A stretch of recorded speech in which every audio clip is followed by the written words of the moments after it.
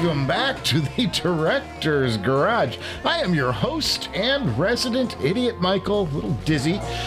Today I've got a few cool things to unbox, and we are this close to 4,000 subscribers. I can't believe it. That is so cool, and I'm starting to give some thought to the next giveaway. Now, I showed this on the live stream. One headphone I'm gonna give away for sure is this one right here, the Audio Jimmy. I mean, check this out. This is really cool. Nice case, super solid. You could knock somebody out with this thing. And then take a look at these bad boys. Let's see if we can get it on the camera. These things are beautiful, purple and beige, just really cool, like a coffee mixed with a purple shake. I don't know, looks pretty cool to me. Well, this headphone alone is $1,300, so it's gonna be a big celebration for 4K. I just have to kind of get it together and think it through a little bit. I love paying it forward. Okay, we got a lot to get through today. In fact, we're gonna get started right away with this box right here. Now, this package was supposed to be here for my live stream on Wednesday. You guys are aware that we live stream every Wednesday. Well, we do. And it's my way of filling some time in between the big show. And it's a place where we all gather in the middle of the week to blow off some steam. Anywho, I'd originally planned on opening this one on the live stream, but it's kind of important for work. So it arrived a day late, pretty typical in my world, so we're going to be doing it right here, right now. You see, I'm back in the office pretty regularly now, and I hate the sound quality coming out of the PC that I use for work. Now, I tried bringing the Cayin N8 in and using that as a DAC chip, but it kind of froze the system up. Good luck trying to get any work done in that situation. Well, I then brought in the SP1000, but that player is a little underpowered, and it's going to kind of limit the headphones that I can use. So I wanted a desktop DAC amp to use, and that would really solve a lot of problems. So we're about to check that out right now. Are you ready? Popcorn. But there does seem to be another box inside, so let's check this out. A little bit of cutting. Wow. Oh, we got ourselves another box. So we know what to do with this, and what we've got here is, we got ourselves a beautiful little case here. Very cool, kind of suede material. Some Velcro on the end, kind of holding things together, and let's see what we got. Oh boy, this is tight.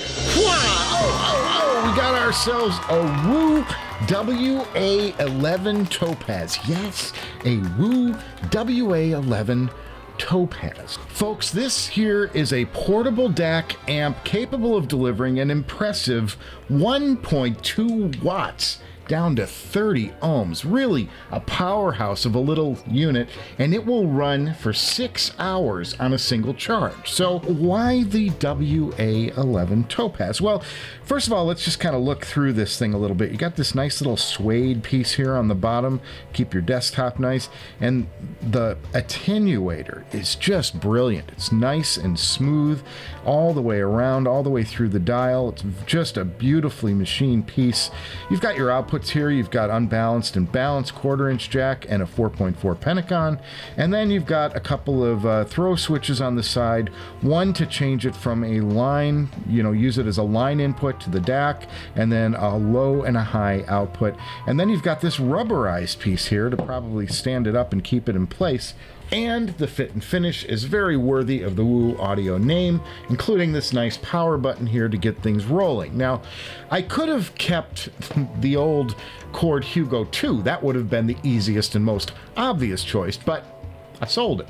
So I was thinking about maybe the Cord Mojo, but I already have 3 Cord products back here, so that kind of seemed like overkill. And then I thought maybe Audio, because they make some terrific units, but I just don't think they're very sexy. Are audio components sexy? Well, you decide. But I considered also the WA7 Fireflies, and at $800 or so, that kind of made sense. But then I looked, and the $800 is without the tube power supply, which is okay, I guess, but don't you kind of want the full Monty with your sexy audio product?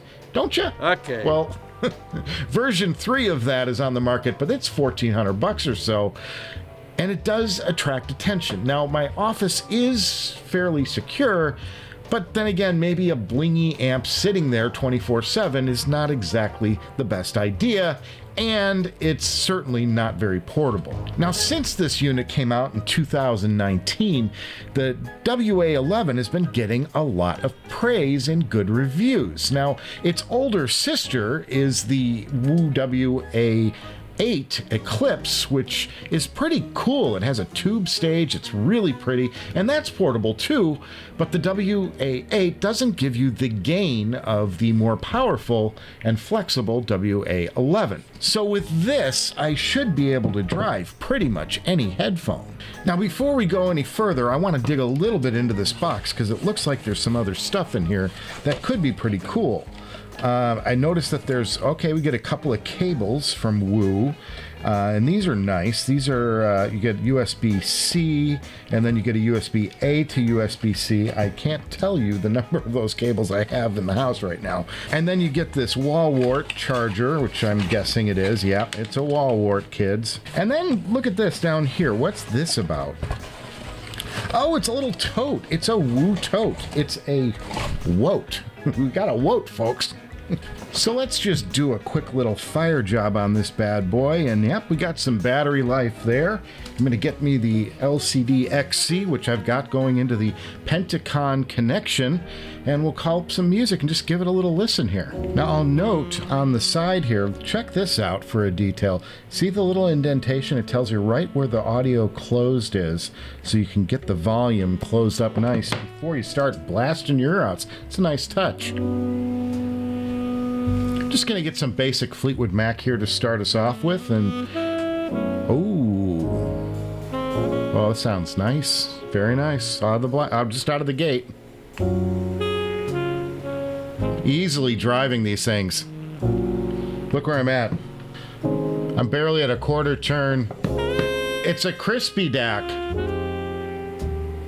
but a warm mid bass to lower mid.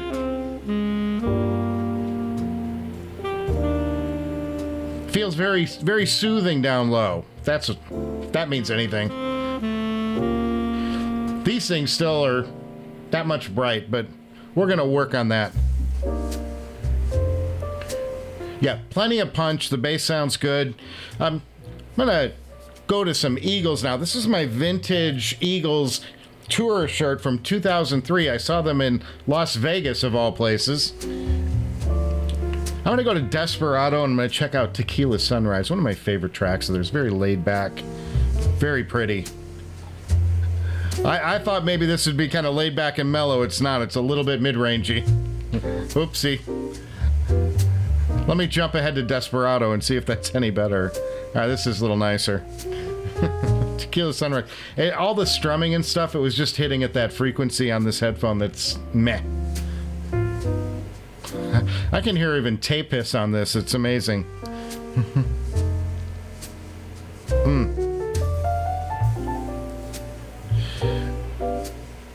Yeah, maybe this isn't the best pairing for this headphone. We're going to switch headphones up and see what happens. I'm going to swap this out for the Empyrean Elite, and we'll go from there. The thought being that the Empyrean Elite is a less demanding headphone. This should be perhaps a little better pairing, and they're a little more forgiving on that treble area. So let's take a listen to these. Oh, they're a little short. Hang on a second. Let's get them situated. And let's go back to Tequila Sunrise and try a take 2 on that. But these are going to be... Whoa, we got to turn this down. Oh no, this is actually really sweet.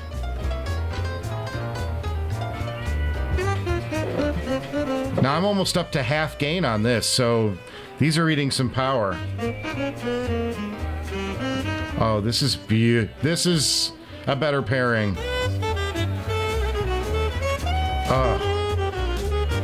That Meze tuning, just gorgeous. Just gorgeous. It's got plenty of bass punch. Boy, this is a great pairing.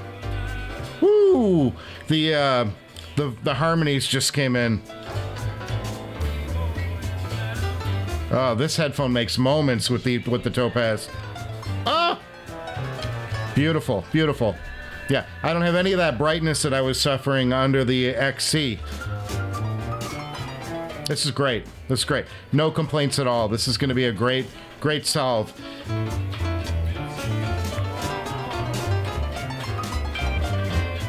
But it does make me want to try something maybe a little more challenging and see how it does. What do you say? Do you want to do it? Let's check it out. All right, here's the challenge for the... we're gonna try to do the Abyss 1266 TC and see if under high power, if this WA11 under battery can drive the Abyss. What do you say, fellas? What do you think? Oh yeah, I haven't had these on in a minute. Let's see what it does. Same track. I'm gonna go back to Tequila Sunrise, see what it does. Oh, it can drive them. Easily. I got half a pot left. Rotate back a little bit. You know, it's not magic. They're a little mid-rangey,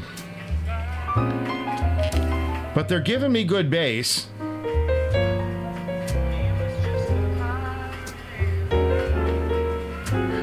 Not the most emotional connection to the music I've ever had. I mean, the beauty of this headphone, and I do recognize, somebody mentioned this in the comments last week, I do owe this headphone a full review. I have not done a full sound check of the TC version of the 1266, and I definitely owe that to you guys. So that's on the agenda, but I don't want to review it in any ordinary way. I want to use it on the Ferrum Ore. We're going to pause here for a second now.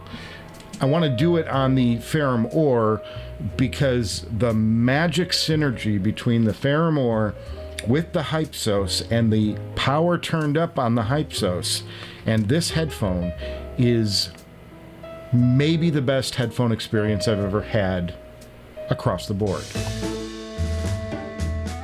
I'm still cleaning up popcorn. Have mercy. Okay. Next, we're going to turn up to this box right here. And this here, folks, is our featured attraction of the day. I don't know why you watch this show at all. I really don't. Okay. So 6 months ago, I reviewed the Kennerton GH50, a headphone sent to me by Audio46. Now, after I did that unboxing, I was contacted by a guy named John Massaria. Now, if you're on HeadFi, you might recognize his name. Now, he developed some mods for the GH50 and its horn driver that enhanced its sound. Now, he asked if I'd like to check one out, and I said, well, sure. Now that mod was so popular that Kennerton put out versions of the GH50 called the JM Edition with his mods in the headphone. Now, I ain't no scientist, probably because I use the word ain't in a sentence. Amen. But sometimes I play one on YouTube.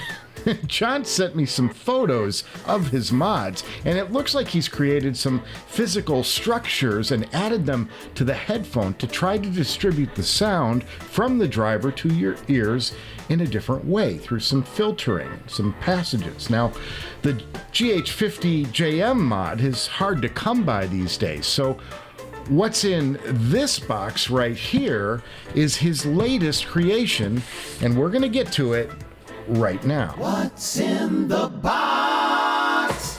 You don't know how you took it, you just know what you've got.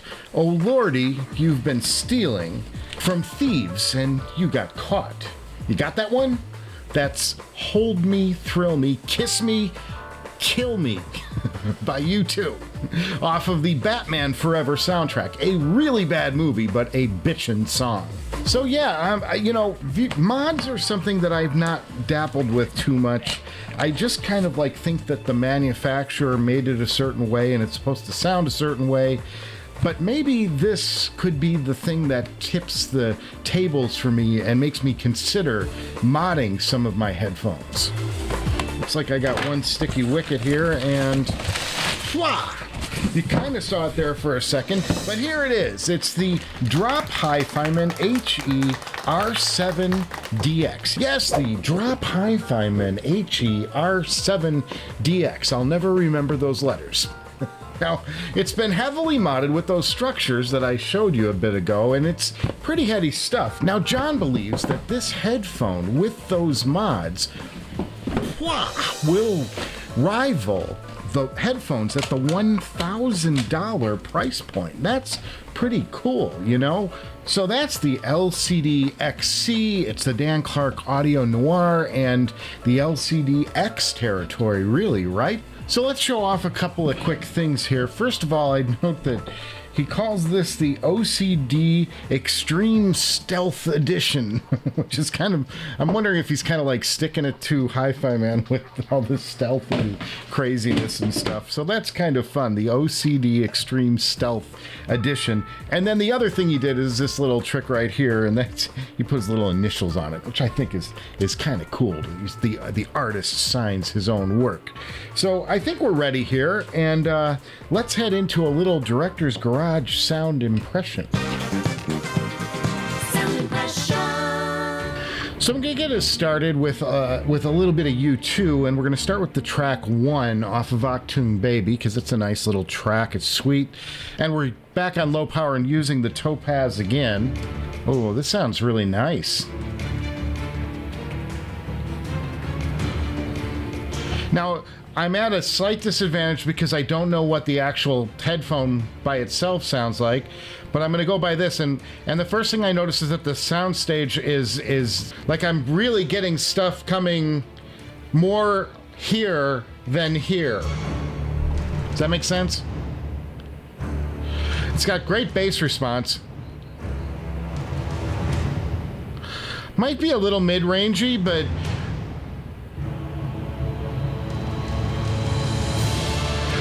I like the experience of this overall. I don't know if the tuning is dead on where I would want it, but I mean, it's a $200 headphone, and this is a lot for $200. There's no question. I really do like the different soundstage effect on this. That part is really different. Normally, soundstage, familiar soundstage is like you're up front, and then you're out here. And this one is definitely like, it's doing this thing. It's very cool.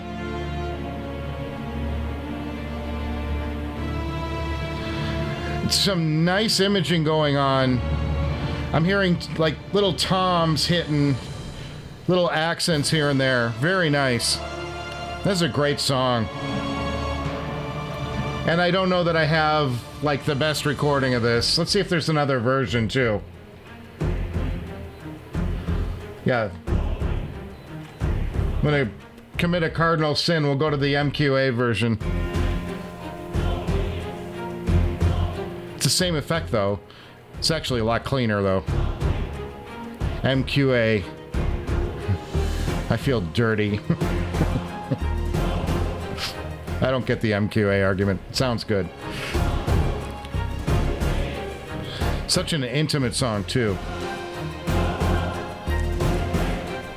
I like the detail in this. This has got really nice detail, especially for something this inexpensive. I don't know that the bass is the most sorted thing I've ever heard. Let's go to a really bassy track. Let's go back to the Eagles, and I'm going to check out that Hotel California mix off of Hell Freezes Over.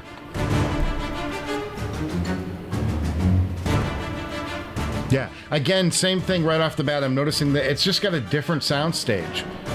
And it's cool, it's fine, it's just different. Clarity and detail are right there. Oh, the bass is kicking. Oh, this is really nice. This makes me want to listen to the R9 next to it. I mean, I think the R9 is going to hit it on soundstage, but man, this has got beautiful tuning. We'll get some voices in a second, but it's not hyper detailed, but yet there's good clarity. Like, you get the fingers on the strings and things like that. It's not like super crisp, though. It's very nice. It's pleasant. Oh, see, now these mids are much better than the U2 mix. Yeah, he's got a good recessed mid going on here. There's no bite at all in it.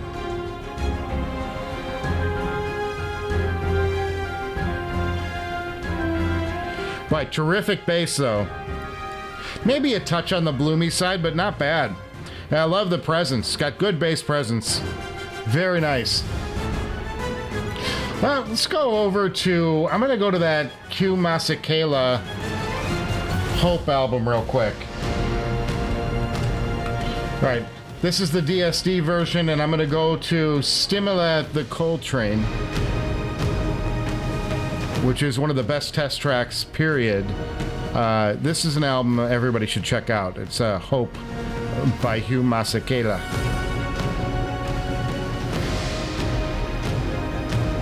Oh, it's gorgeous. Yeah, he's done some impressive stuff here with this headphone.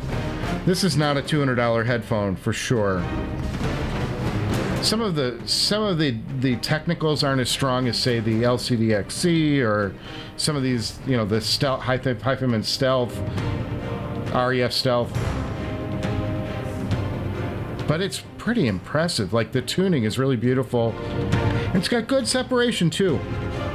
My comment about this headphone is more about the build. I would love to see some upgraded cups on these that weren't... These are really toasty. I would really like to see something that breathes a little better. And that's part of the problem of having a closed back, I guess. But the fit is good. They're just really tight on your ear.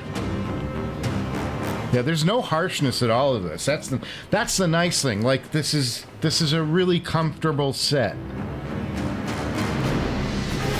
But I'm getting the feels off of this, you know, and isn't that what it's about? I'm going to pause right here, because isn't that what it's about? I'm definitely getting the feels off of this headphone, and it's letting me connect with the music. Now, do I wish that some things were different? And yeah, I do. And this is at the bottom, or near the bottom, of the Hifiman range, and so you're stuck with some things that aren't so great, like a really bad springy headband, this situation right here, not very solid, pleather all over the place, and they're relatively warm. And there's nothing that John could have possibly done to modify that part of the experience, and they're a little bit on the heavy side. Now, what I do appreciate, though, is that he really is squeezing every ounce of performance out of these that there is to have, and it makes me wonder that if I sent him something like, say, the Dan Clark Audio Drop Ether CX closed, if there was something he could do with those, because now that's a better ergonomic package, but it's a tuning that needs a lot of help. Either way, I mean, he's done remarkable work with this, and he does have an R9 mod, and I'd be tempted to send mine over there and see what he could do with it, because if you can pull some of the bloom out of the bass presence is so spectacular. It's just a little bloomy. There's a lot to love about that R9. Again, but that's another one. It's on the cheaper end of Hifiman's build process, and it suffers from horrible build quality. So there you have it, the remarkable sound from the John Massaria modded drop Hifiman HE-R7DX OCD Extreme Stealth Edition. Sorry, got carried away. But I got to thank John for sending these here out to me. And if you're interested in picking up a pair of these, $200, folks, will get you this modded headphone. A steal at that price for sure. Check out the website in the, I'll put it at the bottom of the screenio there, and then check out the dealio below the video in the comment section. We'll put it there. And then I got to also thank Audio46 for sending this WA11 out to me so fast. This was a fun ride. I really appreciate the build. This is going to serve me well in my ventures at work. Now, next up, I have a major headphone episode. It's a flagship class headphone you all have been begging me to review. I finally got one in, and I think it's an episode everyone's going to want to check out. So make sure you are subscribed to the Director's Garage so you don't miss a thing. It's your subscriptions that keep those remarkable headphones like these coming in. So I got to thank you guys for stopping by the Director's Garage today. If you're into it, give this episode a thumbs up, or you can do the other thing if you'd rather watch reruns of The Dating Game. I can't say I blame you either way, and I will see you before you know it.